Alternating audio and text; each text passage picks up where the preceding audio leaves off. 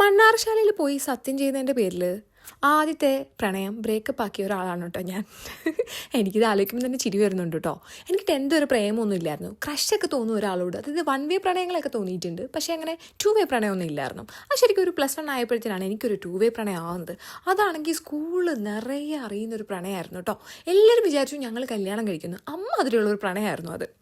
അങ്ങനെ എല്ലാവരും അറിയുന്ന വഴിക്ക് അതെൻ്റെ വീട്ടിൽ പറഞ്ഞു. അങ്ങനെ എൻ്റെ അച്ഛൻ എന്നോട് ചോദിച്ചു, എൻ്റെ അമ്മ എന്നെ പൊതിരെ തല്ലി. എന്താണെന്ന് അറിയാമോ? അവൻ ക്രിസ്ത്യാനിയും ഞാൻ ഹിന്ദു ആയിരുന്നു.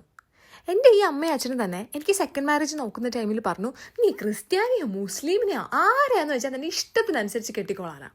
എന്താ അല്ലേ, ഓന്ത് നിറം മാറും ഇതുപോലെ. നമുക്ക് കാര്യത്തിലോട്ട് വരാം. അങ്ങനെ ആദ്യ പ്രാവശ്യം വീട്ടിലിറങ്ങി എനിക്ക് പൊതുവെ തല്ലൊക്കെ കിട്ടി. അങ്ങനെ ഞാൻ ആ റിലേഷൻ നിർത്തിയെന്ന് വീട്ടിൽ കള്ളം പറഞ്ഞു. പക്ഷെ ഞാൻ റിലേഷൻ നിർത്തിയിട്ടില്ലായിരുന്നു. അങ്ങനെ രണ്ടാമതും വീട്ടിൽ പൊക്കി. നിർത്തിയിട്ടില്ല എന്ന് അവർ മനസ്സിലാക്കി, ചതിക്കുകയാണെന്ന് അവർ മനസ്സിലാക്കി. അങ്ങനെ എൻ്റെ അവസ്ഥ വല്ലാത്ത പരിതാപകരമായ അവസ്ഥയായിരുന്നു. എൻ്റെ അമ്മ 2 ദിവസം കഴിഞ്ഞപ്പോൾ ഒരിടത്ത് കൊണ്ടുപോയി. എങ്ങോട്ടാണെന്ന് അറിയണ്ടേ? മണ്ണാർശാലയിൽ കൊണ്ടുപോയി. അവിടുത്തെ സർപ്പങ്ങളുടെ മുന്നിൽ വെച്ചിട്ട് സത്യം ചെയ്യിപ്പിച്ചു, ഇനി നീ അവനോട് യാതൊരു ബന്ധവും വെക്കാൻ പാടില്ല എന്ന്. ഓക്കെ, ഞാൻ സത്യം ചെയ്തു കൊടുത്തു. എനിക്ക് ഭയങ്കര പേടിയായിരുന്നു കേട്ടോ അന്ന്. പാമ്പ് അത് ഇത്, എനിക്ക് അവിടെ പോകുമ്പോൾ തന്നെ ഒരു ഭയഭക്തി, എന്തോ ഒരു വല്ലാത്തൊരു ഫീലായിരുന്നു. സോ അതെൻ്റെ മൈൻഡിൽ കിടന്നതുകൊണ്ട് ആ ഒരു സത്യം ചെയ്തതിൻ്റെ പേരിൽ ഞാൻ അവനെ തേച്ചു ഗൈസ്.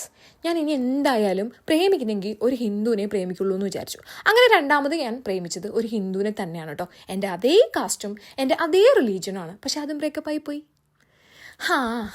ഓരോരുത്തർക്കും ഓരോ തലവിധി ഉണ്ടല്ലോ, തലവിധി.